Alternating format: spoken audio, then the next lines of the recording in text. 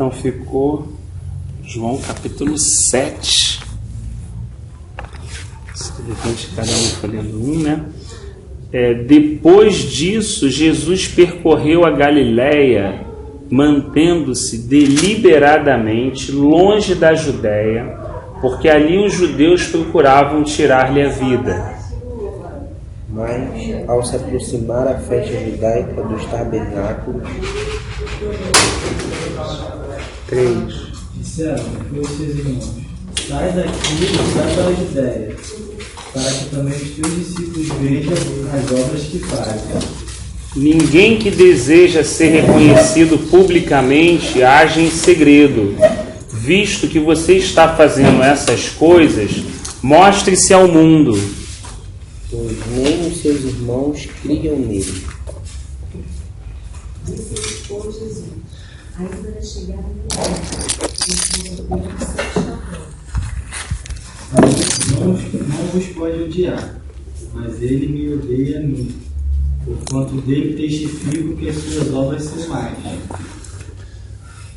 Vão vocês à festa, eu ainda não subirei a esta festa, porque para mim ainda não chegou o tempo apropriado. 9. Tendo dito isso, permaneceu na Galiléia. 10. Mas quando seus irmãos já tinham subido à festa, então subiu ele também, não manifestadamente, mas como em oculto. Ora, os judeus procuraram uma festa e diziam: onde está ele? Entre a multidão havia muitos boatos a respeito dele. Alguns diziam: é um bom homem. Outros respondiam: não, ele está enganando o povo. 13. Mas ninguém falava dele em público, por medo dos judeus. Mas no meio da festa subiu Jesus ao templo e ensinava. E os judeus maravilhavam-se, dizendo: como sabe este letras, não as tendo aprendido? Jesus respondeu: o meu ensino não é de mim mesmo, vem daquele que me enviou. 17. Se alguém decidir fazer a vontade de Deus, descobrirá se o meu ensino vem de Deus ou se falo por mim mesmo. Quem fala de si mesmo busca sua própria glória, mas o que busca a glória daquele que enviou, esse é verdadeiro e não há nenhuma injustiça. Não vos deu Moisés a lei, e nenhum de vós observa a lei. Por que procurais matar-me? Você está endemoniado, respondeu a multidão. Quem está procurando matá-lo? Jesus lhes disse: fiz um milagre e vocês todos estão admirados? Pelo motivo que Moisés vos deu a circuncisão, não que fosse de Moisés, mas dos pais. No sábado circuncidais o homem. Se o homem recebe a circuncisão no sábado, para que a lei de Moisés não seja quebrantada, indignai-vos contra mim. Porque no sábado curei de todo um homem? Não julguem apenas pela aparência, mas façam julgamentos justos. Amém? Acho que de repente dá para tentar dividir em duas partes para não ficar tão corrido, né? Bem, o João já agora aqui no... Falei João e apareceu o João. O João faz, amado. Chegamos aqui ao capítulo 7, né? Do Evangelho de João. Passamos pelo 6, né? Passamos por todas aquelas questões da provisão, da revelação, do discurso duro de alguns discípulos o abandonarem. E agora o início do capítulo 7 começa narrando que Jesus escolheu realmente ficar mais ao norte, né? Para quem lembra dos estudos antigos, né? Nesse momento Israel já vinha sendo dividido desde a época do filho de Salomão, quando se cumpriu a palavra do profeta, e Israel foi dividido em norte e sul, né? Norte houve a miscigenação, onde os samaritanos tiveram mais proeminência. Então Jesus escolhe ficar aqui mais pela Galiléia, paz dela, tudo bom? Mais pela Galiléia, né? E a Judéia era mais ao sul, né? E ele relata que ele fez essa escolha, né? porque as pessoas que habitavam na Judéia estavam de fato procurando tirar a vida dele, né? Creio que o Senhor não fez isso por medo da sua própria vida, porque ele nunca a poupou, né? Mas por acreditar que existia uma obra a ser feita na Galileia, né? Eu acho que uma das coisas que fica assim, me chama a atenção no início desse versículo já, que a gente vê no Senhor, né? E por ver nele, a gente sabe que ele crê que é o desejo do coração dele de compartilhar com a gente, é o discernimento dos tempos, né? Ele conseguiu entender que um tempo era para ele estar na Galileia, né? E existia um risco aqui na Judéia, mas ele não se movia pelo risco, via bem, ele só relata que havia um risco, né? Mas agora se aproximou uma festa e o Senhor decidiu o quê? Descer a Judéia, mesmo sabendo do risco, né? Às vezes na nossa vida cristã, eu tiro pelo menos assim, por algumas experiências, a gente tem muita dificuldade de discernir esses tempos, né? Onde é para a gente estar naquele momento, né? Onde é para a gente... assim, a gente sabe, nós não estamos falando aqui, como a gente sempre coloca de forma primaz, o eterno propósito de Deus, né? O eterno propósito de Deus está em Cristo. O Senhor está imprimindo essa imagem, essa semelhança em nós, né? Ele está nos convidando, né? A negar a nós mesmos, tomar a nossa cruz e segui-lo, de fé em fé, de glória em glória. Quando vamos para os aspectos um pouco mais práticos da nossa vida cristã, né? E nós cremos, e foi pedido até na oração que o Espírito Santo governe a nossa vontade, os nossos pensamentos e as nossas emoções, né? E dessa forma nos dirija, né? Nos conduza. Muitas vezes há conflitos nessa condução que o Senhor quer dar na gente em relação à forma que a gente pensa.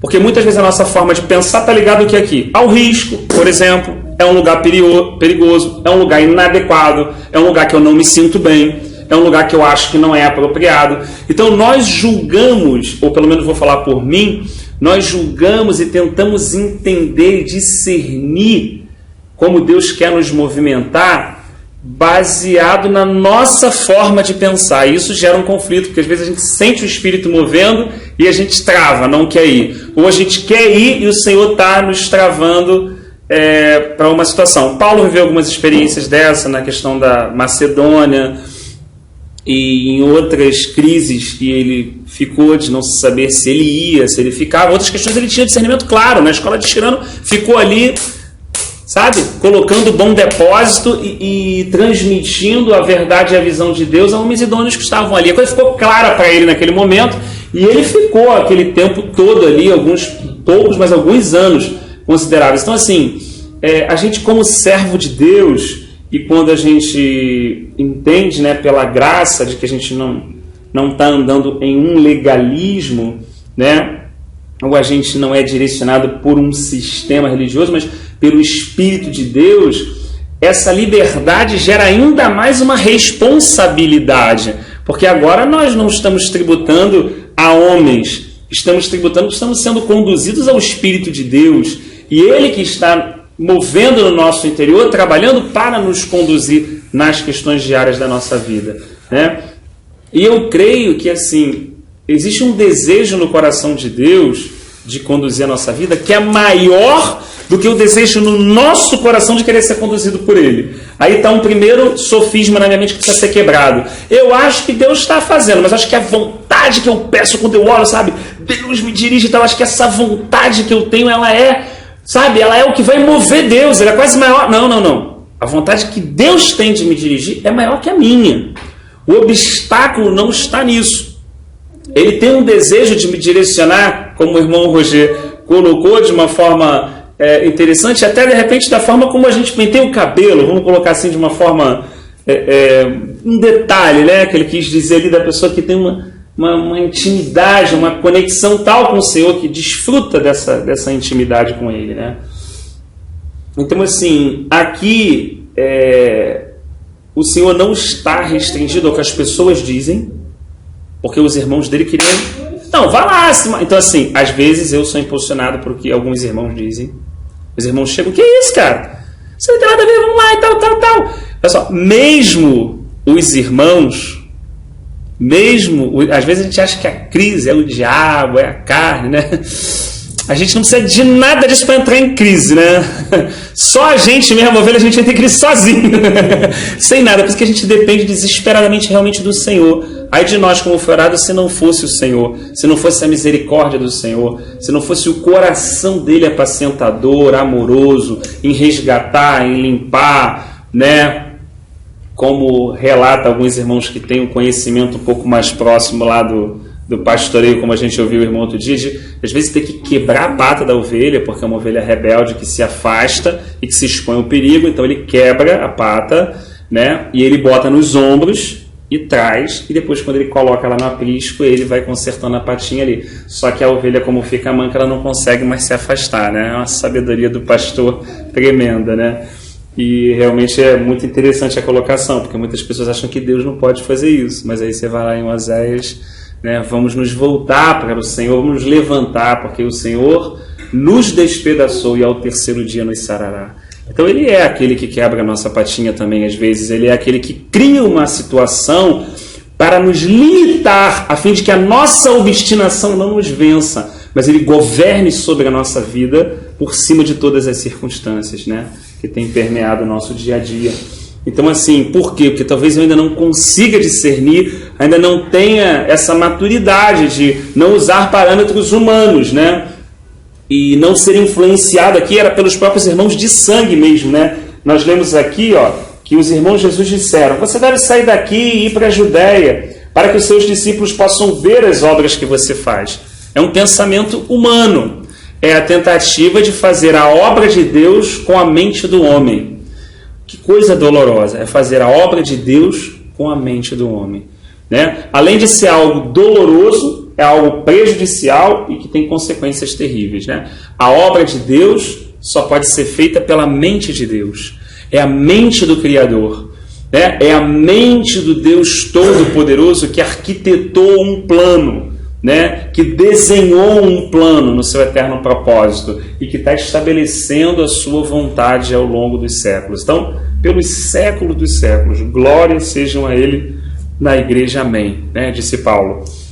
Então assim, aqui ele está sofrendo pressão dos irmãos, imagina, pessoas de sangue até próximas, né? Olha, você deve ir dando motivos, argumentos, tipo assim, cara, já é isso mesmo, pensa bem, já houve, olha, a água já transformou em vinho, já teve aquela questão em Caná da Galileia, depois já houve a multiplicação dos pães, já houve aquele impacto, olha, essa área você já atingiu, essa estratégia você já conseguiu, avançamos nisso e tal. Eu acho que agora a gente pode considerar, você vê que existe um raciocínio lógico que parece até plausível, mas ele é o quê?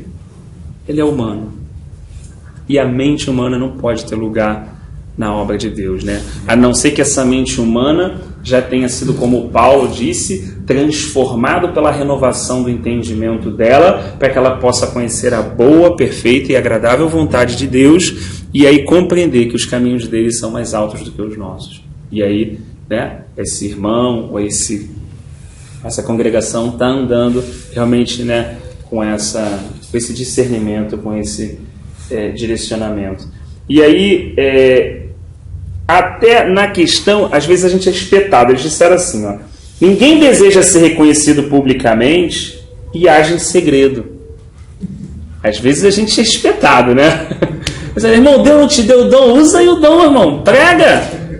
A gente até sabe que Paulo encoraja os irmãos a não serem ignorantes e conhecer o dom, e exercitar o dom no sentido de servir o corpo. Então nós não estamos falando na questão da compreensão espiritual, estamos falando mais uma vez da questão de incitar uma pessoa humanamente a se mover espiritualmente. Isso é um perigo. Isso traz um prejuízo, um dano ao corpo, e depois o Senhor repara levantando outros irmãos e trazendo, né, como o próprio corpo faz, essa saúde naquela localidade, assim, naquela região do corpo, né? Então, assim, eu acho interessante, né, que eles reforçam, visto que você está fazendo essas coisas, mostre-se ao mundo. Mas o texto diz no final: pois nem os irmãos criam nele. Olha que coisa interessante. Então a pessoa dá a sugestão, a pessoa influencia, a pessoa espeta, mas a pessoa não crê em nada, né?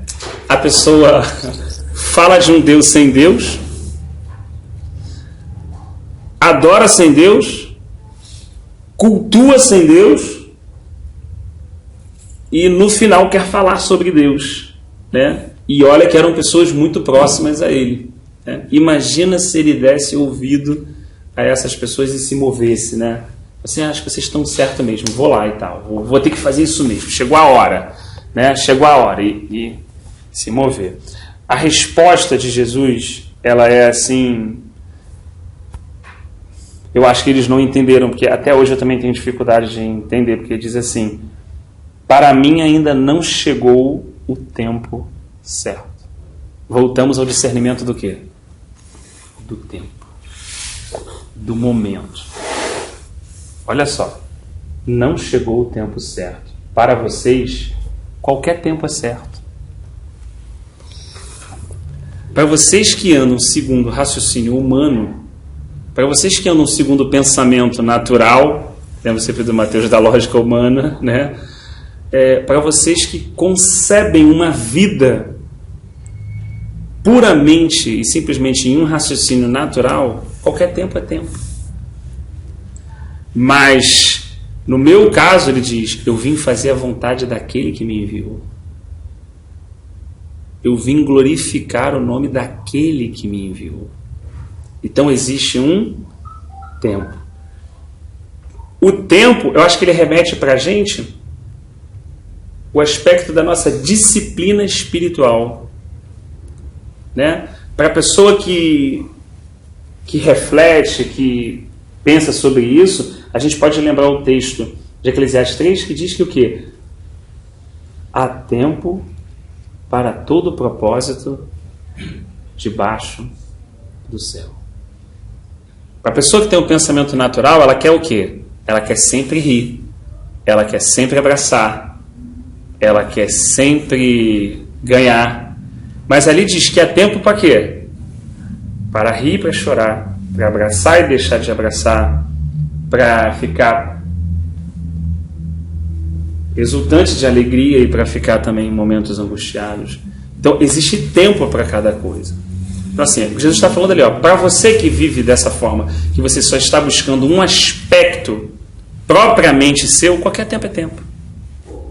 Acho que esse tempo está trazendo assim referência a controle. É boa também, é verdade, né? Porque tempo, é como se você tivesse metas, isso, aquilo, outro, está dentro do teu controle. O fato desse tempo aí não está no teu controle. Está no controle de outra pessoa. E você a todo momento, uma pessoa que tem uma vida com Deus, identifica que esse tempo não é dele, não é teu, né? É dele, entendeu? Aí eu acho que também o fato de fé, confiar, esperar, a aprendizagem que você tem, sempre na espera do tempo. É verdade. O que cansa muito a gente é controlar o tempo, né? Controlar o tempo, eu digo, não são as horas assim.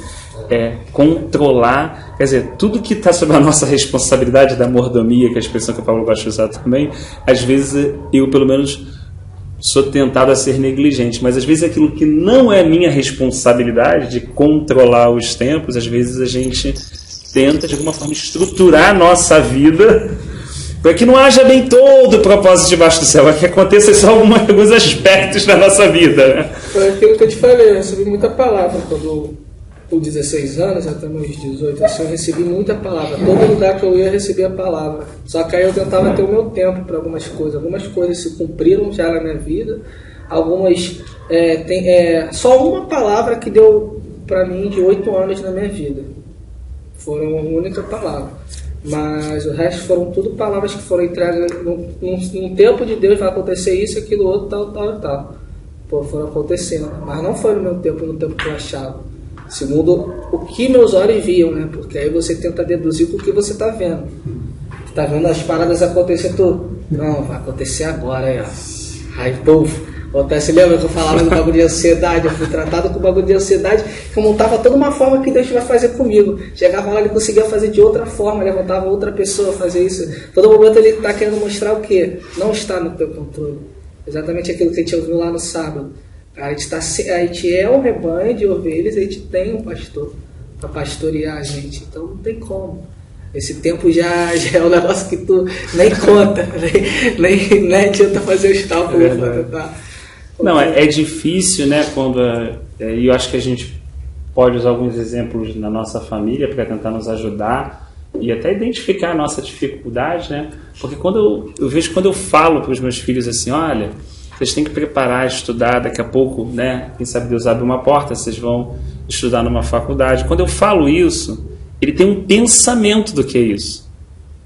Mas eu que já passei por isso, tenho certeza que aquele pensamento não tem absolutamente nada a ver com o que ele está imaginando. Tipo assim, legal e tal. Nada. É muito... Eu estou falando um exemplo humano, tá? Só para tentar trazer uma realidade.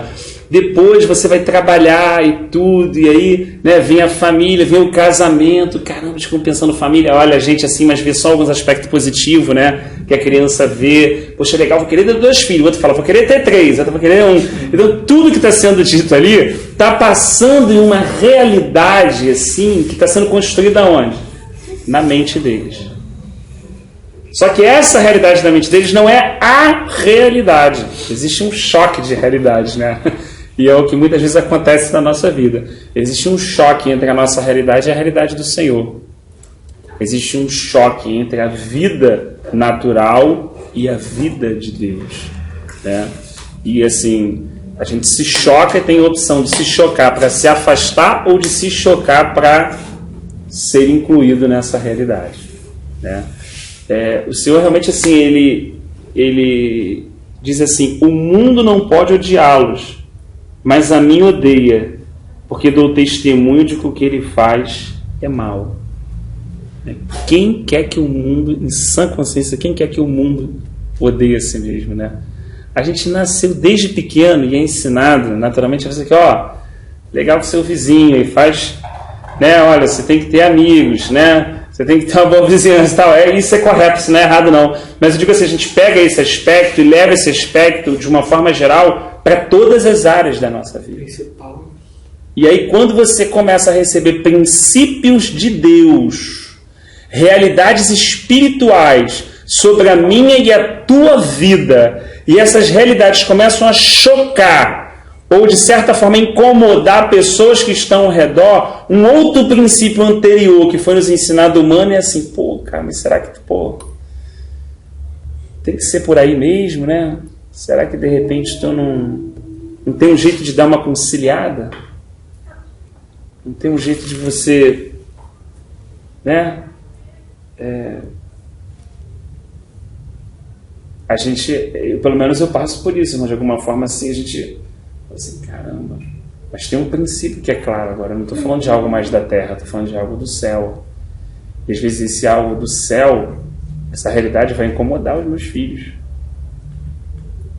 vai mexer em áreas dos meus filhos, da zona de conforto deles, do que eles gostariam de fazer, da minha esposa, né, de situações, às vezes de outras situações, e aí você fica entre realmente viver uma vida controlada pelo Espírito, dirigida pelo Espírito, confiando que a vida do Senhor está se expressando, ou sendo influenciado pelos irmãos de Jesus, ou ouvindo o conselho dos irmãos de Jesus, ou ouvindo de alguma forma vozes que na verdade não creem naquilo que é do céu, mas que não param de falar na terra. É um confronto, é um desafio nosso, né? E o tempo todo eu creio assim que é como se o Senhor estivesse constrangendo a gente no sentido assim, quem morreu por você? Quem deu a vida por você? Quem gemeu naquela cruz suportando todo o opróbrio e todo o pecado? Não fui eu. Eu te amo, me ouça. Esquece o que os outros estão falando. Ouça a minha voz e ande por meio do meu Espírito. E existe essa realidade do Senhor, como foi orado também, do Senhor a cada dia buscando nos ganhar os nossos ouvidos, né, ganhar essa realidade, E isso é uma guerra, né? E existem outras vozes tentando de alguma forma nos conduzir ou nos tirar da centralidade de Cristo, tirar da simplicidade de Cristo, né? Então assim, Jesus fala assim: vão vocês à festa, eu ainda não subirei a essa festa, porque para mim ainda não chegou o tempo apropriado. Mais uma vez essa questão do discernimento. Não, vão vocês podem ir, mas não chegou o meu tempo ainda. Não tenho nada. Você vê que Jesus não colide. Isso é uma coisa que também que é um aprendizado que, assim, que a gente, de alguma forma, o Senhor vai nos ensinar individualmente na nossa vida. Às vezes a gente colide, porque a gente acha que não, porque a gente até entende que não é o tempo de ir na festa, a gente quer que todo mundo não vá à festa. Até o cara que nem crê. Não, tu vai na festa? Não, não é para ir agora não, cara. Deus está falando comigo, não. Aí a gente pega uma realidade que está sendo edificada no Espírito, ainda que haja assim uma coletividade, e quer fazer essa obra que é uma obra do Espírito, é uma obra de Deus, não é uma obra nossa. Você vê que Jesus não colide com os irmãos dele. Ele não, ele se posiciona e fala: o tempo de vocês é diferente, vá lá. Vocês estão caminhando com essa realidade que vocês têm, né? Então não há uma colisão. Só que aí, sinceramente, até que eu vi os irmãos no versículo 10, porque eu não entendo muito bem, porque depois disso tudo, de toda essa argumentação, vem um contudo, vírgula. Isso é o que me deixa intrigado. Contudo, vírgula, depois que os seus irmãos subiram para a festa, ele também subiu. Pô, então como é que não era tempo? Ou seja, porque às vezes a gente lê e não... Mas já que a gente aqui, digamos assim, não está numa pregação formal, né? Assim, no sentido de ter que ter uma teologia sistemática, assim, expositiva, né? A gente está aqui no sentido de inquirir, de perguntar, de entender ou de não entender e buscar diante do Senhor, de alguma forma, contudo, vírgula. E o contudo, vírgula de Deus é que enrola a minha vida. O contudo, vírgula de Deus é que quando o Espírito vai para a direita, eu já não sei mais, eu já me... Meu Deus, onde é que era agora? O contudo, vírgula foi para lá, eu fiquei aqui. Eu falei assim: caramba, eu já tinha entendido, o Senhor tinha falado comigo, ficou claro, não é o meu tempo, eu recebi, o irmão falou, foi confirmado, contudo, vírgula. Caramba, não tem uma regra, irmão. Não tem alguma coisa para a gente se firmar? Não dá para tu me amarrar numa corda nessa madeira que não, para eu poder, pelo menos, ter alguma noção que eu estou num lugar que eu estou seguro? Aí no reino, na verdade não existe um lugar seguro, existe uma pessoa segura, porque é no esconderijo do Altíssimo. Então, é uma pessoa que é segura, não é um lugar que é seguro. O lugar se torna seguro porque essa pessoa está naquele lugar. Então, aí temos segurança. O contudo, vírgula, desestabiliza a gente, né? Ainda que a gente tenha passado pela primeira etapa de não ser influenciado pelos irmãos de Jesus, de não ser conduzidos por vozes que não creiam, de realmente ficar firme em cima daquilo do que Deus falou, só que a direção, por mais que venha uma palavra, a direção é de Deus. É isso que é difícil para mim, Rafael. Né? De repente a gente lê uma passagem aqui, por exemplo, aí você fala assim: não, é isso que Deus quer falar. Mas por que é necessário continuar ouvindo Deus? Porque a mensagem é dele. Então ele pode mudar a hora que ele quiser. Ele pode falar o que ele quiser. E se a direção é dele, ele pode me direcionar por onde ele quiser. Então, contudo, vírgula, vai fazer parte plenamente da vida cristã o tempo todo. Quando mais que a gente tem aquela sensação... Imagina que aqui o Senhor está caminhando, mas eu fico imaginando a minha vida ou a nossa vida aqui. Eu fico imaginando assim, a gente, pô, glória a Deus, né, cara? Consegui me posicionar, ouvi que subiu aquela situação, mas eu fui, né? Eu consegui, né? Fiquei no Senhor mesmo e tal. Aí tu começa já a dar aquela segurança. Pô, o pessoal me influenciou, mas não era de Deus eu ter ido, pô. Glória a Deus, Senhor, que está aumentando a nossa intimidade e tal. E aí, Senhor, contudo, vírgula. Agora vai. E você, pô, calma, mas aí eu vou, o pessoal vai falar o quê? Contudo, vírgula. Então, o Senhor, de alguma forma, está tentando fazer com que a gente se posicione, mas é uma posição interior nossa que precisa estar nele e não em algo. E ele flexibiliza isso no momento que ele entender. Mas também é o interesse, né? Tu vê que ali não tem ninguém que pergunte, tipo assim, que ele não ia na festa e tal. Quando você pergunta pra se a pessoa vai na festa e tal, então você tem interesse pra saber pra onde essa pessoa vai ficar em casa, vai fazer o quê, tal. Então tu vê que ali a pessoa tava com ele, tal, mas você tem que ter esse interesse. Tem que buscar, isso tem que vir de nós, o interesse, por exemplo. A gente quer uma coisa, a gente vai se interessar pelaquilo. Eu acho que o que resume o fato dessa vírgula também é isso, é que tipo assim, se as pessoas chegam pra ele e perguntam uma situação, tem vários fatos que você pode tirar dessa daí. Porque também tinha um propósito para Deus ir depois, né? Ele foi depois de uma situação. É porque eu li essa parte com a Daiane e aí falei assim, olha só, se liga aqui. Veio a vírgula, porque Deus falou primeiro que não ia, e agora tá falando que ia. Aí ficou uma quebra-quebra lá, de loja cubana, disso, aquilo, outro. Mas era por causa do propósito ali também dele, entendeu? Dele sair e isso. E também tem essa parte das pessoas perguntarem, Senhor, o Senhor não vai com a gente por quê? Vai mais tarde por quê? Entendeu? Então, tipo assim, realmente é a pessoa, entendeu? Tá direcionado à pessoa também.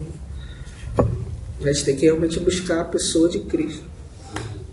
Então, contudo, vírgula, depois que os seus irmãos subiram para a festa, ele também subiu, não abertamente, mas em segredo. Então, de fato, existia um propósito nele ir em segredo. O tempo dele ir em segredo. O tempo dele ir. E o que fala quando o Senhor está andando em segredo? Alguém viu? Alguém percebeu que ele estava indo? Alguém percebeu o que ele estava fazendo? E por que a gente entra na campanha jejuando e orando para saber, para entender, para ver onde ele está fazendo, onde ele está indo e onde ele vai chegar? Porque às vezes a gente quer de alguma forma exatamente o que ele não quer. A gente fica como o Matheus falando assim, ó, e aí, Senhor, você vai... Vamos tentar aqui metaforicamente, né, irmão? Não é esse o propósito, mas no cristianismo atual também, assim, às vezes a pessoa fica tentando, na verdade, porque ela tem um interesse pessoal naquilo. Mas aí ela colide com o Senhor, que tem um interesse em segredo, que tem um propósito de fazer alguma coisa sem ninguém saber o que ele está fazendo. Então, se ele decidir trabalhar na vida do Rafa, ou do Pablo, ou da nossa amada irmã, ou do João, fala assim, eu vou trabalhar na vida do João, mas eu não quero que ninguém saiba o que eu estou fazendo na vida do João. Ninguém! João vai chegar ali, vai sentar no escudo, vai parecer tudo normal, vai sair, vai comentar algumas coisas. Eu não quero que ninguém saiba o que eu estou fazendo na vida dele. E mais, eu não quero nem que ele, nesse momento, saiba o que eu estou fazendo na vida dele. Entendeu, João? E aí a gente fala assim, Deus pode agir assim? Se ele pode, ele é. E no momento certo, na hora certa, ele vai revelar. Ele vai revelar a si mesmo, né? Vai revelar sua obra, mas se revelando. Acho né? que ele até quebrou um pouco da nossa vaidade, porque a gente pega às vezes orando por alguém, assim, então, pô, Deus, me dá a palavra correta para dizer para aquela pessoa, sabe? Me dê sabedoria, para que de alguma forma ela entenda isso. Mas eu nem orei para que Deus falasse com ela, assim, então para que Ele me dê a palavra para falar para ela. Mas, pô, eu fico parando pedindo, cara, que às vezes eu mudo a oração, cara, não tem nada a ver comigo, tudo com ela. Então fala para ela, se o senhor quiser, nesse meio termo me usar, eis-me aqui, mas tá tudo com ela, não tem nada a ver comigo. Assim, sabe? Agora, o que eu acho legal também, esse negócio que é o fato de o Senhor querer ir depois, tem duas coisas, né? Tem primeiro aquele fato de quando você está realmente em Deus, você tem uma rotina totalmente diferente. Por exemplo, imagina Deus chegando, eu me coloco no lugar do apóstolo lá, aí tu vê Jesus chegando e fala assim, caraca, tu não falou que não ia vir? O que tá fazendo aqui? Tipo assim, primeiro tu já começa a criticar o que o cara tá fazendo sem perguntar pra ele, né? E segundo, que tipo assim, tu vê que totalmente ele fazia isso de vai, pode ir, galera, depois eu vou. E ia no oculto, sempre não querendo passar, realmente é para direcionar a glória para o Senhor mesmo também, né? Pai, né? Para que ele não aparecesse, mas que o Senhor aparecesse na situação. Ele estava fazendo a vontade do Pai, entendeu? Não estava indo Jesus ali. Ele queria direcionar a vontade dele, não a dele, a do Senhor, entendeu? É um bom aspecto também de reflexão, né? Se o dono da casa andou dessa forma, né, ele aguarda que também aqueles que trabalham na casa também andem dessa forma, né, de alguma forma em oculto, né, sem chamar atenção, né. Fala. Acontece com Mateus. Todos os irmãos estão falando, né, também. O maior desejo do Senhor era se servir de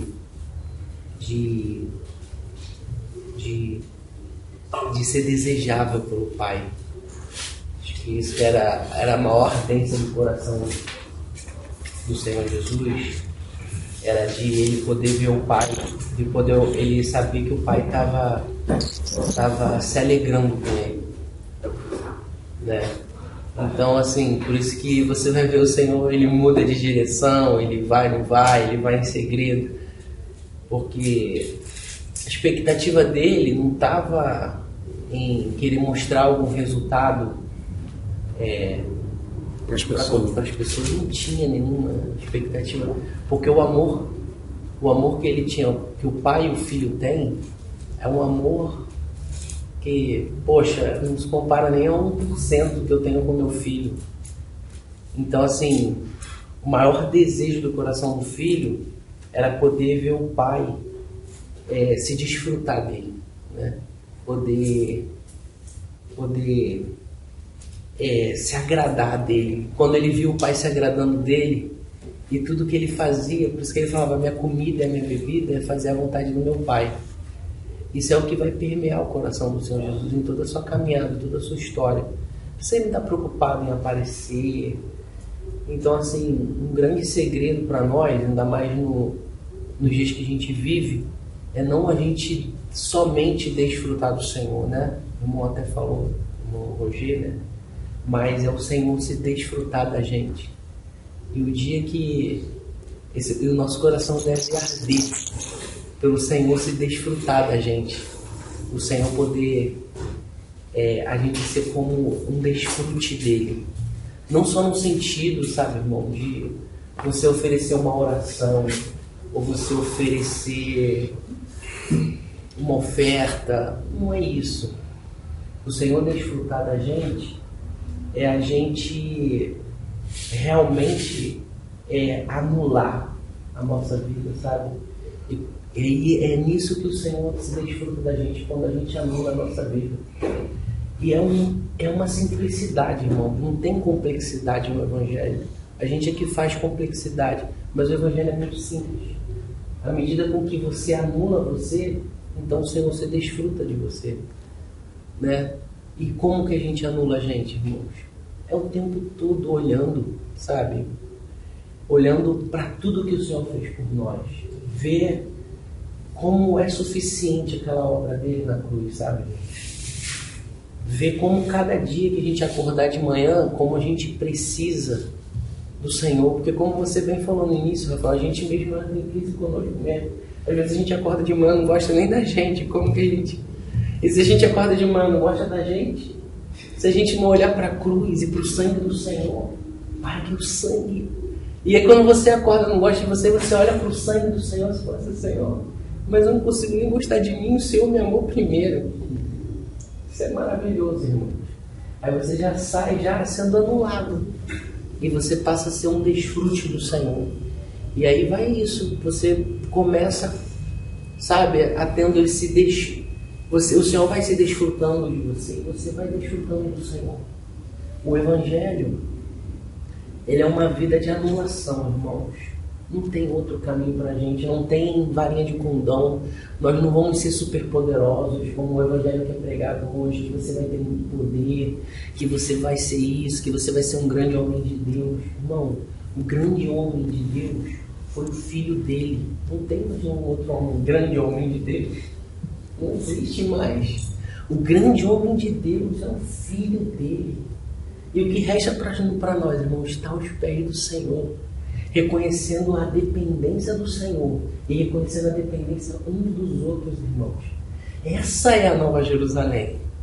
Não vai haver espaço para querer irmão ser maior que o outro. Não tem como. Todos nós vamos depender uns dos outros. Eu vou olhar e vou me sujeitar ao irmão, à irmã. Eu vou olhar e vou me sujeitar ao Mateus, vou me sujeitar ao Rafael. Vamos nos sujeitar mutuamente, porque só um é o grande homem. É o grande projeto de Deus. Não tem espaço para ninguém ser um grande homem de Deus na Nova Jerusalém. Ser o melhor. Não tem espaço para ser o melhor. O Senhor falou uma vez, os discípulos estavam querendo ser o melhor, ser o primeiro. E o Senhor entre vós não será assim. Entende, irmãos? Então, assim, esse era o desejo do coração do Senhor. Por isso que você vai ver ele mudando os planos, ele muda toda hora. Porque ele vai ficar preocupado em que ele pode ser, em que ele pode agradar ao Pai. E com certeza, isso daí, esse discurso influencia mesmo. Você fala, vamos, Senhor. Na verdade, os discípulos queriam ir com o Senhor, tipo assim, eu estou chegando com o mestre. Tem esse outro aspecto também. Né? Eu estou chegando com um cara que cura, estou chegando com um cara que está resolvendo. Estou chegando com um cara que está resolvendo a situação. Aí o Senhor falou assim, calma aí, eu vou chegar num momento que eu vou aparecer, que o Mateus falou. Mas não é questão, ele não está preocupado com isso, ele está preocupado, sabe com o quê? Ele está preocupado em fazer, em ser algo onde o pai olha e fala assim, ah, meu filho. Imagina, irmão. A minha vontade é fazer a vontade do meu pai. Poxa, irmão. Senhor, olha, a melhor... Sabe o que é felicidade para nós, irmão? Você pode estar na lama, irmão. Você pode estar perdido. Sabe, assim, perdido aos olhos do homem, do mundo. Mas você está no centro da vontade de Deus. Isso é a felicidade do homem. O homem não sabe disso. Entende? Você está no centro da vontade de Deus. Isso é a felicidade, irmãos. Independente do que seja. Você pode estar sendo pisoteado, apedrejado como Estevão, mas ele estava ali alegrando e regozijando. Porque ele estava, o pai estava se desfrutando dele. Isso é alegria para nós, irmãos. Isso é alegria para nós. A gente pode estar sendo apedrejado, pode estar sendo o que for. Por isso que não há espaço para homem. Grande homem de Deus não tem lugar para isso. Ah, irmão, vem aqui, pesa um pouquinho mais. Acaba aqui. A gente deve ser libação para o Senhor. Devemos servir de libação. Sabe, irmão, o Senhor vai amassar a gente para que a gente possa ser, para que Ele possa ser desfrutado da gente. Isso é maravilhoso, isso. Isso é maravilhoso, irmão. Sabe, mas o que a gente ouve por aí é que você vai ser bom. Que você vai ser uma pessoa superstar. Isso é a pregação do mundo. Isso é o que o mundo fala que você, irmão, eu não quero ser, isso pesa nos nossos ombros. Isso gera um peso, mas o fardo do Senhor é leve. O fardo do Senhor é leve. É leve, irmãos. E te traz alegria e gozo. Sabe? Isso é tremendo. Isso é poder de Deus. Sabe, irmão? Isso é poder de Deus. Aí por isso que o Senhor não queria. Mas não, calma aí. O meu pai a proposta que meu pai tem pra mim é me passar. O pessoal tá querendo me botar no trono agora? Não. Que negócio é esse? O trono não é agora, não. Sai fora. Eu quero ser humilhado. Papai disse que eu ia ser humilhado. E por que vão me exaltar agora? Não, esse negócio é daquele cara lá, ó, que ofereceu lá pra mim, ó. Vem aqui, ó. Ele já tinha passado por isso. Não é verdade? Ele me perdoe, irmão. Não, glória a Deus. Glória a Deus. Eles fazem uma pergunta aqui também, irmãos, que diz que ele também subiu não abertamente em segredo, né? No versículo diz assim: na festa dos judeus o estavam esperando. É muito a ver com o que os irmãos estão falando, né? Ele estava sendo esperado, né? Então, a maneira como ia chegar tinha realmente um propósito, né? E perguntavam: onde está aquele homem? Uma pergunta que aquelas pessoas faziam, uma expectativa, né? Eu queria comparar com um salmo para a gente refletir junto se o modo como essa pessoa que está esperando parece o modo que aquela outra está esperando. Essa pessoa aqui disse o seguinte, escreveu, né? Como é agradável o lugar da tua habitação, Senhor dos Exércitos. A minha alma anela e até desfalece pelos átrios do Senhor. Amém. O meu coração e o meu corpo cantam de alegria ao Deus vivo. Meu coração e meu corpo, não é os meus lábios. Até o pardal achou um lar e andorinha um ninho para si, para abrigar os seus filhotes. Um lugar perto do teu altar, ó Senhor dos exércitos, meu Rei e meu Deus. Como são felizes os que habitam em tua casa. Como são felizes os que em ti encontram força. Olha como esse coração desse irmão estava desejoso em encontrar Deus. Aqui é só uma questão relacional, ele não falou nada. A única coisa que ele está falando aqui é de relacionamento. Comparando algumas questões, mas no fundo é relacionamento. Ele fala que às vezes eu desfaleço de cansado, de tribulado que eu fico. Ele está desfalecendo de desejo pelo coração de Deus. O motivo das coisas que estão sobre a vida dele é em virtude do relacionamento que ele está buscando com Deus. Então aqui, é como eu estivesse perguntando assim, vamos colocar assim, na forma simples, onde está o Senhor? Quero te encontrar. Aqui a gente vê assim, onde está aquele homem? Há duas formas de se perguntar a mesma coisa. Como é possível? Perguntando com corações diferentes. Então aqui a pergunta é, onde está esse homem? Como é que vai ser? O que vai... Você vê que o centro daqui é a expectativa do que vai rolar. E às vezes a gente não é assim. Chegou no... O que Deus vai fazer hoje? O que Deus vai fazer hoje? Deus vai fazer algo. A gente está fazendo a pergunta, onde está aquele homem?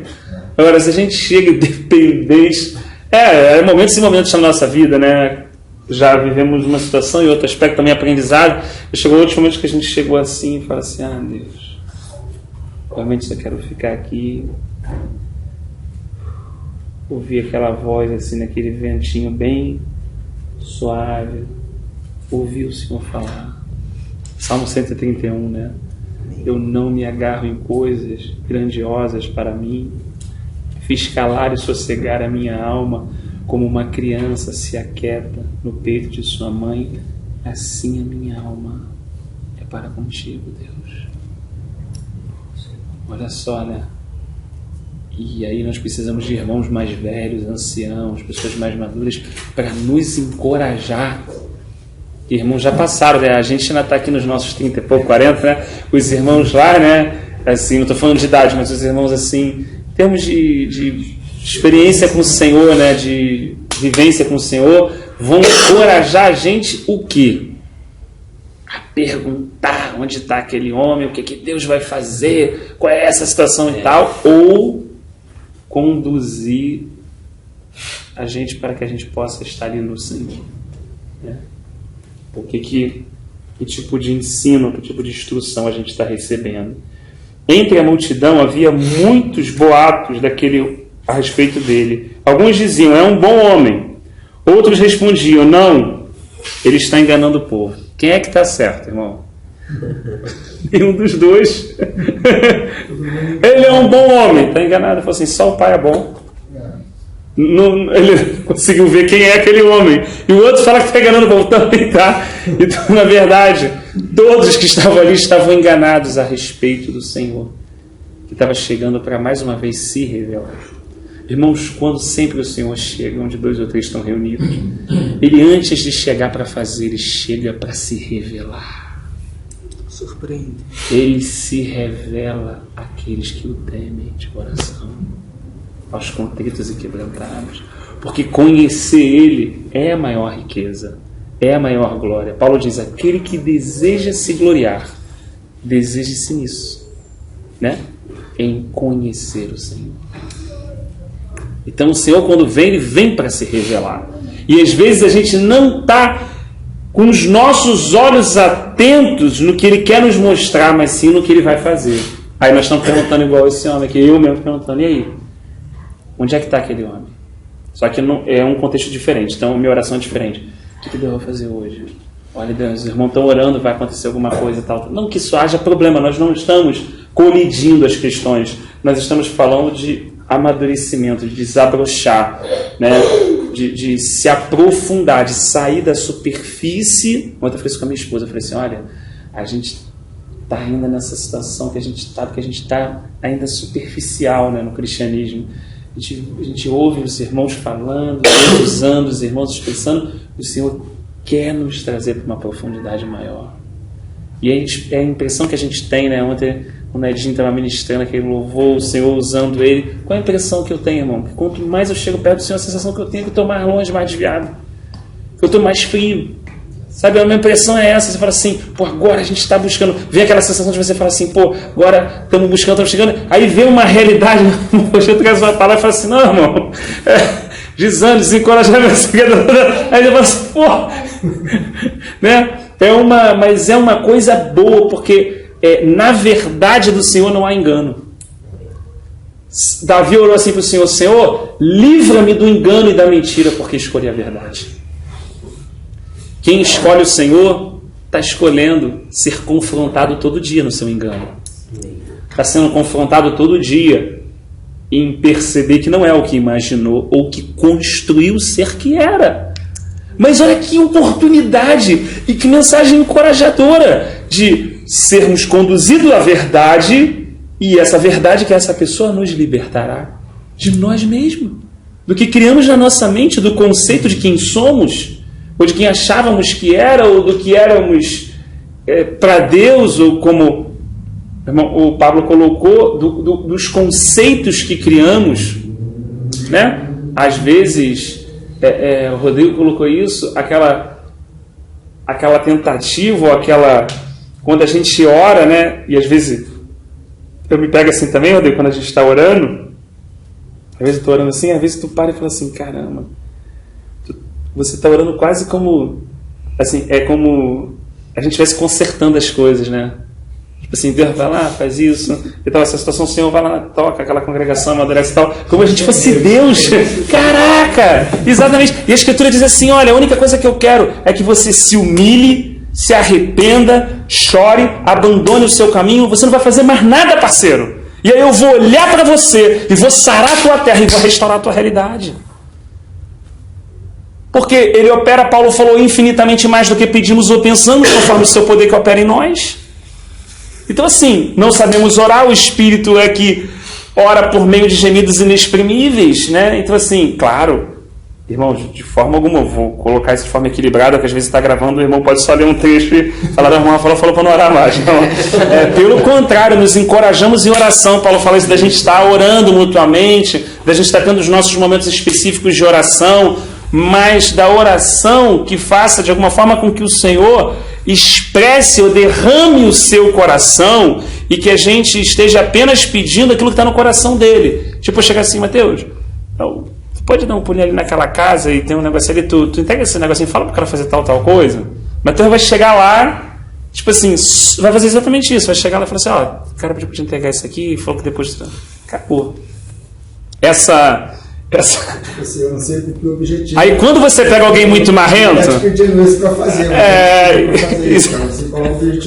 Eu, quando era mais garoto, João, marrento, ia chegar e falar, parceiro, aqui ó, esse bagulhinho aqui não perde, hein? Tá aqui, ó, meu irmão. Depois tu vem aqui, isso aqui. Já me coloca como fosse o dono do maluco que tá dando a ordem, entendeu? E às vezes a gente, né, tem essa realidade. O Senhor está nos ensinando. Aí foi o que o Paulo falou. O próprio Senhor não tem isso. Ele fala assim, olha, eu só falo o que eu ouço meu pai dizer. E só faço aquilo que eu vejo ele fazer. Então ele está, como o Paulo colocou, se anulando totalmente. Ou seja, eu sou um reflexo. Vocês não podem ver o Pai, porque ninguém viu o Pai, só eu. Mas, Felipe, você pode ver o Pai em mim, Felipe. Porque à medida que eu me esvazio e me anulo, o Pai se manifesta na minha vida. Né? Então eu achei interessante que o Jean colocou ontem, né? Falou assim, o ímpio não pode ver o reino de Deus, mas ele pode ver alguém governado por Deus. Aí nós não vamos falar uma grande mensagem, mas vamos apresentar um grande Deus. Uma perspectiva diferente de caminhar, né? Com o Senhor, né? Então, onde está aquele homem? Então, tinha essa coisa, né? Mas ninguém falava dele em público, por medo dos judeus. Quando a festa estava na metade, aí sim, né, Jesus subiu ao templo e começou a ensinar. Olha que coisa interessante, assim, parece que pelo menos foi uma coisa meio disfarçada. Os judeus ficaram admirados e perguntavam: como foi que este homem adquiriu tanta instrução sem ter estudado? É uma pergunta muito interessante. Por quê? Porque o parâmetro que aquelas pessoas tinham até aquele momento era que só pessoas extremamente instruídas, inclusive como Saulo de Tarso, como Gamaliel, como outros fariseus e saduceus que estudaram toda uma vida e conheciam, né, como chama lá, quase a criptografia lá do hebraico, o cara sabia tudo, assim, tudo entre aspas, não, sabia tudo e tal, e eles instruíam. E o engraçado é que, por mais que eles tivessem tanta sabedoria assim, pelo texto bíblico, me parece que as pessoas não ficavam tão encantadas assim, porque era apenas assim, caramba, aquela pessoa sabe muito, meio que uma coisa assim, né? Aqui as pessoas ficavam admiradas, falando assim, caramba, porque elas conseguiam entender o que Jesus estava falando, né? Isso era uma coisa assim, que ele ensina, mas de onde está vindo isso?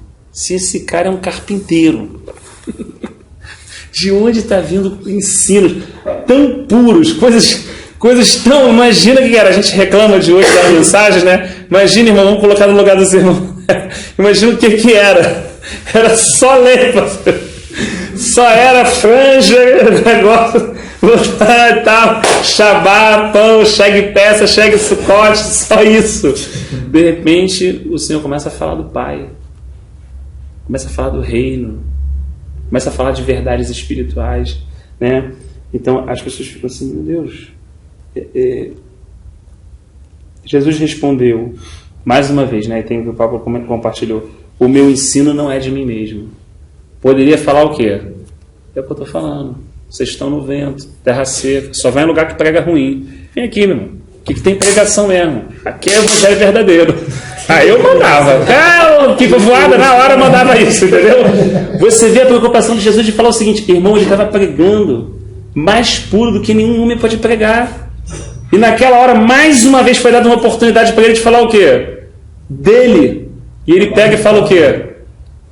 O ensino não é meu. O ensino é daquele que me enviou. João Batista também. João Batista era bem claro. Foi no deserto, voltou cheio de conhecimento, o maluco com a frente de saúde e tal. Sobrenatural que ninguém tem. Cabe que ele diminua, né? Perdão, cabe que eu diminua. O que é mais interessante de João Batista, porque quando foram inquirir ele, quem era ele, né? Pô, falaram assim, pô, tu é o Cristo, né, cara? Pô, uma ótima oportunidade para assim, pô, eu mesmo, eu sou o cara. Sou o primo. Não, cara, não tem nada a ver com Sou o primo dele. Você é o primo do cara. Não sou ele não, mas sou o primo. Não, sou ele não, mas, pô, Tinha vários contextos de São Miguel, né? O barriga começou pela barriga. fica mais então mesmo, ele fala, não sou. Aquele irmão me abençoando com aquele irmão, varão. Tô sempre com ele. Tipo assim, Deixa eu ver essa gente hoje traduzindo. igual uma vez eu estava falando os artistas quando eu curtia essa coisa, eu gosto pra caramba desses irmãos indo pra God. Aí o irmão mandou assim, pô, cara, meu irmão conhece todos eles, só anda com eles. Tipo assim, né? Mas serenidade, né? É nosso, né? isso, É nosso. Por isso que a gente percebe que ele necessita de muita força para se esvaziar, muito mais do que para se encher. Requer muito mais exercício e disciplina espiritual para se humilhar do que para exaltar. Então você vê como o Senhor estava assim, na verdade, a cruz já estava ali sobre o ombro dele, né? A cruz sempre esteve sobre o ombro dele, sempre. Algum momento a gente só viu, mas ela sempre esteve sobre o ombro dele. Ele estava sempre morrendo. Pô, que ensino é esse, cara? Tu imagina, o nego já tinha pintado e bordado, era uma chance de pelo menos dar uma compensada.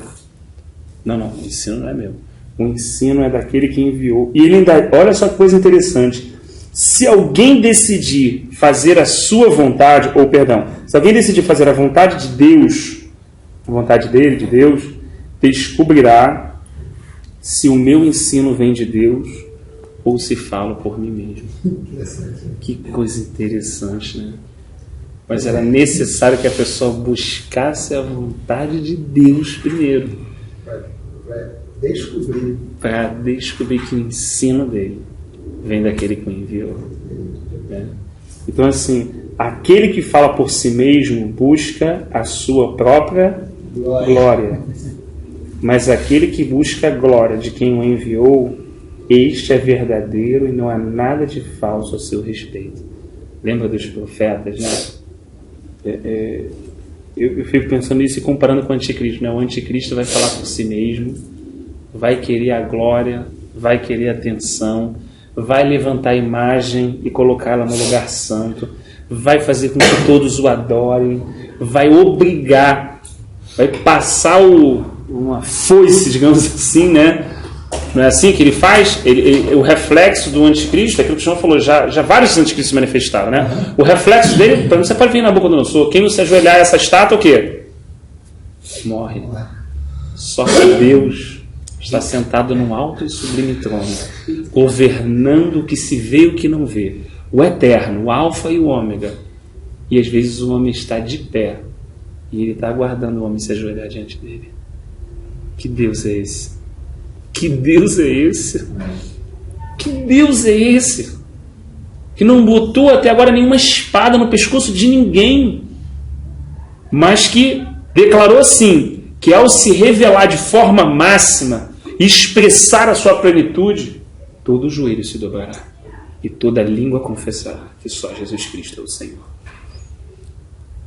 Por manifestação e revelação, por contestação daqueles que o verão. Mas que Deus lindo, que esperam me ajoelhar. E às vezes até quando eu me humilho, se eu não estiver vigilante, a minha humilhação ainda é uma onda. Assim, agora a gente está se humilhando, entramos nesse propósito e tal, estamos em 2 Crônicas 7 agora. Irmão, olha só, a gente precisa muito da cruz mesmo. Quando eu olho assim, a gente vai tendo comunhão com os irmãos vão falando, vocês vão falando, eu vou pensando em coisas da minha vida, assim, entendeu? Assim, como a gente precisa do morrer diário de Jesus, para que de alguma forma o poder da sua ressurreição também se expresse na nossa vida. Perdendo e ganhando. Não é assim? Sumindo e de alguma forma manifestando coisas completamente paradoxais, mas que são possíveis no reino de Deus, né? São princípios dele. Então ele diz assim, Moisés não lhes deu a lei, no entanto nenhum de vocês lhe obedece. Olha que coisa interessante. O que você acha que aquele povo acreditava? Você acha que aquele povo, ele acreditava mesmo que eles obedeciam a lei? Acreditava, concorda? Se falasse assim para eles, João, vocês não obedecem, você acha que alguém acredita? Não, meu irmão. Aqui geral obedece a lei. Aqui você fica tranquilo. A nossa realidade, pastor, está todo mundo fechado com a lei.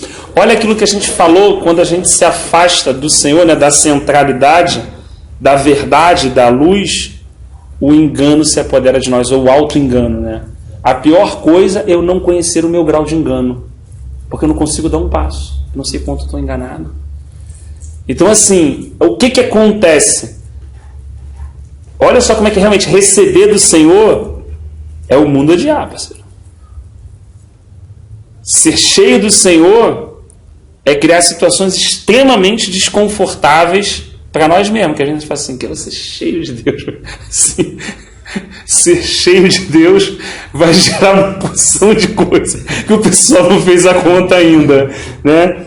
Mas que, claro, no espírito é uma coisa resultante. A morte diária não é uma penitência, como algumas pessoas ao longo da história entenderam, porque algumas pessoas, tentando compreender essa realidade, foram para o outro extremo, da penitência, do sofrimento, do andar as escadas, do se punir, do autoflagelo, e a Escritura não fala disso, porque nós não temos nem condição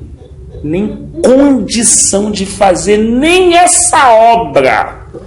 Nós somos incluídos na sua morte, Paulo fala em Romanos 5. É Ele que gera essa obra de mortificação. É Ele que gera essa obra na nossa vida. Irmãos, isso tem uma obra de cura, né? Isso é uma obra de cura, né? Então, assim, eles estavam no engano e o Senhor agora não tem como, vai colidir. Vai corrigir não porque o Senhor queira, porque é uma realidade. Mas se vocês realmente obedecessem à lei, então por que vocês procuram me matar? O Senhor sondou o coração deles e viu o quê? Que eles queriam matar. E o que aconteceu lá no início do versículo 1? Já estava revelado que a Judéia queria fazer o quê? Perseguir e matar o Senhor. Já estava claro. Só que às vezes, nem quando a gente quer fazer alguma coisa, isso fica claro para a gente quando a gente está enganado. Tipo assim, você vai falar com a pessoa. Aí daqui a pouco tu começa a conversar, daqui a pouco tu pá! Chapuletou o cabo. Eu peguei Mateus e falei pra caraca na sua vida. Essa intenção já estava no meu coração antes da gente começar a conversar. Só eu que não sabia. Eu, Mateus, a gente já estava. E há momentos em que a gente não sabe nem o que está no nosso coração. Por isso o salmista orou: Senhor, sonda, esquadrinha o meu coração, vê se há nele algum caminho mau, arranca-o e guia-me pelo caminho eterno. Eu não tenho condição de sondar, eu não tenho condição de discernir as minhas faltas ocultas, eu não tenho condição nem de conhecer o meu próprio coração, mas tu podes. Tu és o autor da vida. Tu sonda, esquadrinha o coração, meu levantar e o meu deitar. Então aqui, eles queriam. Mas olha o que o cara fala. Tu tens demônio. Ou algumas versões, você está endemoniado. Quem está procurando matá-lo? Olha só. Quando a gente está enganado, a gente não só está enganado em relação a gente mesmo, como a gente fica enganado em relação ao Senhor e a sua obra. Isso é um aspecto que é real. Então o cara fala assim, eu não, de forma nenhuma. Eu querendo matar? Olha só, você tem demônio. Irmão, quem estava com o totó ali? Como dizem os irmãos pentecostais, né? Quem estava com o totó ali? Era a multidão. Era a multidão. Era a multidão. E aí a multidão não estava conseguindo ver que o Senhor estava trazendo a verdade. Então isso foi um princípio que os profetas passaram. Quando eles vinham, quando o Senhor vinha por intermédio deles trazer a verdade, o que acontecia? O que aqueles caras recebiam?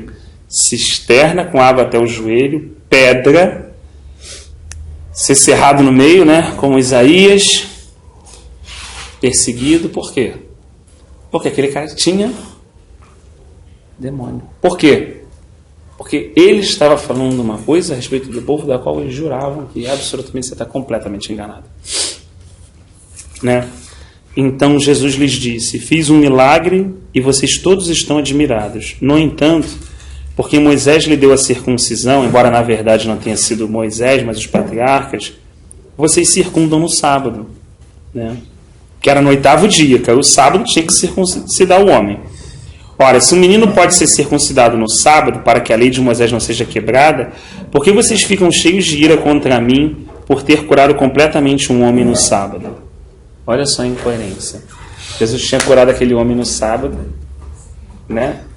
As pessoas daquela região ficaram revoltadas com ele, porque ele tinha feito o bem no sábado. Olha só como o nosso engano vai chegando num ponto, a religião vai chegando num ponto em que nós realmente, o Senhor diz assim, ó, não julguem apenas pela aparência, mas sim pela reta justiça. Então, a religião, ela faz o quê? Ela vai fazendo com que a gente julgue pela aparência, e aí você determina uma parada, que daqui a pouco tu fala assim, cara, eu estou completamente incoerente naquilo que eu estou falando. Tipo assim, uma questão de 2 dias para Deus me colocar entre aspas, uma brincadeira, numa armadilha, para eu poder ver onde eu entrei. Porque assim, como é que eu estou falando dessa situação? Tipo assim, cara, olha só, não faz sentido. Então assim, eles estavam criticando porque Jesus havia curado no sábado. Um homem. Agora, Jesus podia ter curado sexta? Podia, né? Mas aí, por que ele curou no sábado? É a mesma pergunta que a gente cansa de fazer isso. Não foi caso, João? Assim, pô, Jesus, podia ter feito aquilo já facilitável com esses irmãos aqui para... Sabe como é que é a compreensão? Pô, tem que trazer a sogra, né? Era só para começar. Era só... Exatamente. Então, mais uma vez, o Senhor cria uma situação, mas que Ele não cria sem propósito. Ele cria para trazer aquilo que está dentro do nosso coração que nós mesmos não vemos. Olha que coisa linda. Então, na verdade, o Senhor está provocando ou gerando algo que vai sair do nosso coração por amor, para manifestar. Olha, Deuteronômio 8. Pus vocês no deserto, conduzi vocês durante 40 anos, fiz vocês terem fome, porém dei o maná que vocês não conheciam, para que vocês entendessem, foi orado aqui também, para que nem só de pão viva o homem, mas de toda a palavra que procede da boca de Deus. Eu vos provei e vos humilhei para saber se guardaria os meus mandamentos, se me amarias ou não. Foi o que Deus falou ali, através da boca de Moisés para o povo. Né? Deus já conhecia o coração deles, mas eles não. Então já pensou na obra que o Espírito de Deus tem na minha e na tua vida, de fazer com que a gente conheça o nosso coração? Às vezes a gente quer conhecer o coração de Deus, né? Senhor, eu quero conhecer o teu coração. Senhor, mostra o teu coração. Revela o teu coração. Mas eu ver o coração de Deus com o meu coração desse jeito, eu vou falar assim, tu tem demônio. Entendeu a complicação? O Espírito de Deus, na sua maravilhosa sabedoria, primeiro vai revelar o meu coração. Primeiro vai me confrontar. Ele vai botar um filme de terror onde o personagem principal é o Rafael. E depois, no final do filme, um filme bacana. Ali, ó, aquele ali é você, estrelando, Rafael Miranda. Não, não é possível, não sou eu. Não, mas não é assim, não é. Se você falasse para Caim que ele ia matar o irmão dele, você acha que ele ia falar o que para você? Tá maluco, rapaz? Eu e meu irmão somos assim. A gente é colado, meu irmão. Ele tá lá nas ovelhas, eu tô aqui cultivando, mas parceiro, a gente é um só. Ou você acha que ele ia falar assim, eu tô pensando em matar minha irmã? Claro que não, irmãos. Claro que não ia. Se você falasse com cada pessoa, claro que não ia. Ele não sabia o que estava dentro do coração dele. Jesus falou assim, de todas as coisas que vocês devem guardar, guarde o próprio coração, porque dele procede a fonte da vida. Dele também vem o adultério, o homicídio, vem tudo, está aqui dentro da gente. Independente disso ter se manifestado ou não. A gente teve, às vezes manifestou na vida de uma outra pessoa, na nossa não manifestou o fruto, mas tem a natureza que está lá dentro de nós. Aquela natureza que Paulo confrontou duramente em Romanos 7, dizendo, aquilo que eu quero fazer, o mal que eu não quero fazer, ele está diante de mim. Puxa vida. E o que eu quero fazer, que meu homem interior, eu não consigo fazer. Né? Esse corpo de morte, né? E o Senhor veio na cruz, proveu todas essas necessidades para a gente. Estamos falando de coisas aqui impossíveis. Cada irmão falou de situações, situações impossíveis para nós. E o Senhor proveu isso na cruz. E às vezes a gente não vê essa riqueza. Eu não vejo aquela riqueza que está na cruz. Eu não vejo aquela riqueza da obra que o Senhor fez por mim, como o Pablo também colocou, dá o devido valor do que Jesus fez na cruz. Uma coisa é, Jesus morreu na cruz, tá bom. Mas o que significa para mim, para Dai, para o Rodrigo, o que significa isso? Isso me serve de quê? Eu consigo ver provisão nisso? Eu consigo ver realidade espiritual nisso? Eu consigo olhar e ver como aqueles filmes antigos, uma sala cheia daqueles tesouros de pirata, lembra? Que os filmes tinham assim, o cara ficava quase que assim, né? O cara ficava deslumbrado com daquelas montanhas de ouro, né? Eu mostro os caras no filme assim, caraca e tal. Eu olho para a cruz e eu consigo ver isso. Eu olho para a cruz e consigo ver a maravilhosa montanha da graça de Deus, por favor, ou ela foi só uma obra necessária mesmo para nos salvar, né? Então o Espírito vem e vai revelar o nosso coração, mas para o quê? Para tratar o nosso coração, para limpar, colocando ele na condição, como foi falado pelos irmãos, aos pés do Senhor, para que aí sim, aos pés do Senhor, aí o Senhor revela o seu coração. E aí é cíclico, quando o Senhor revela o coração, a gente, caramba, percebe que o nosso coração, puxa vida, aí a gente olha o coração dele e percebe, é um conhecimento que ele se revela, a gente percebe a miséria. Não foi assim que os servos de Deus passaram? Eu vou morrer, disse Isaías. Daniel falou, eu não consigo levantar daqui. O outro falou assim, para mim não dá. Olha só, e era só gente, amigo. Só batalha, hein? Só soldado forte ali, né? Digamos assim, na nossa perspectiva, né? Só, irmão, gente que tinha sido provada até unha, vou colocar assim dessa forma. E quando um processo de tratamento avançou na vida deles e de alguma forma eles perceberam uma realidade do Senhor, todos eles desfaleceram. Mas aí vamos voltar lá para o Salmo. Bom é quando a gente desfalece na presença de Deus. Aí como Paulo falou, querendo que Deus desfrute de nós. Quando a gente desce o joelho, e não é a minha realidade hoje, irmãos, e não tenho vontade mais de levantar dali, não porque todas as orações que eu precisava fazer naquela noite foram feitas, mas porque de alguma forma eu encontrei Ele, eu toquei nele, Ele tocou em mim, e eu não quero. É como a gente não quisesse que esse tempo passasse, né? Então,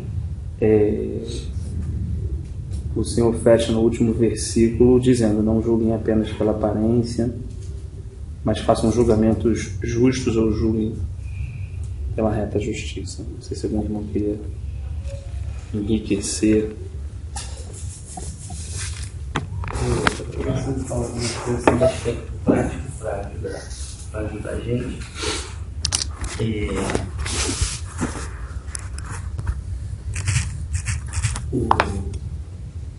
O Evangelho, ele tem essa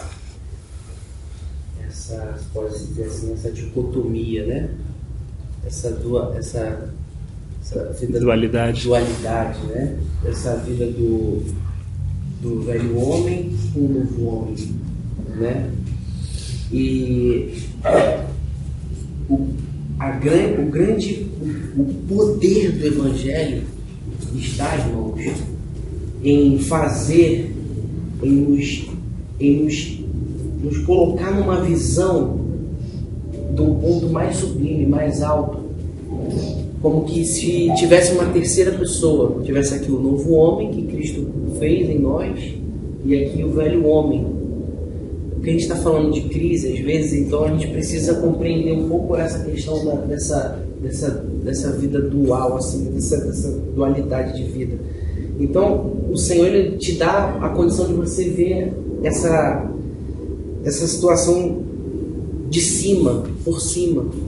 Daí o motivo por que a gente deve anular, sabe, irmãos? Devemos nos anular para que a gente possa ter essa condição de poder ver, de ter essa visão de cima, sabe, do velho homem com o novo homem. Porque lá no tabernáculo era sacrificado o cordeiro, mas era separado as vísceras do cordeiro, né? Era separado as vísceras da carne. E é isso que o Senhor está fazendo conosco, sabe?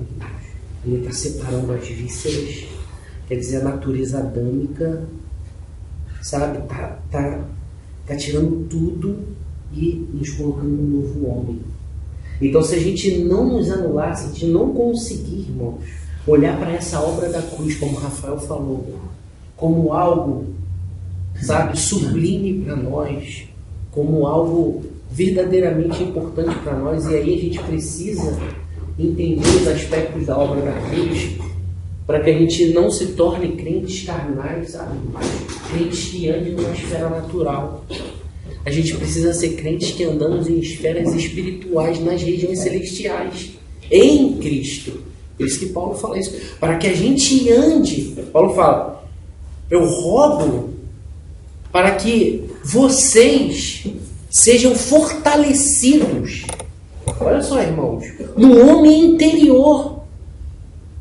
E esse fortalecimento no homem interior é para nos levar a uma condição, a ver as coisas das regiões celestiais e anular, irmãos, o velho homem. A gente precisa anular o velho homem, sabe, irmãos? Senão a gente não vai conseguir suportar nesses dias, sabe? Não vai conseguir suportar.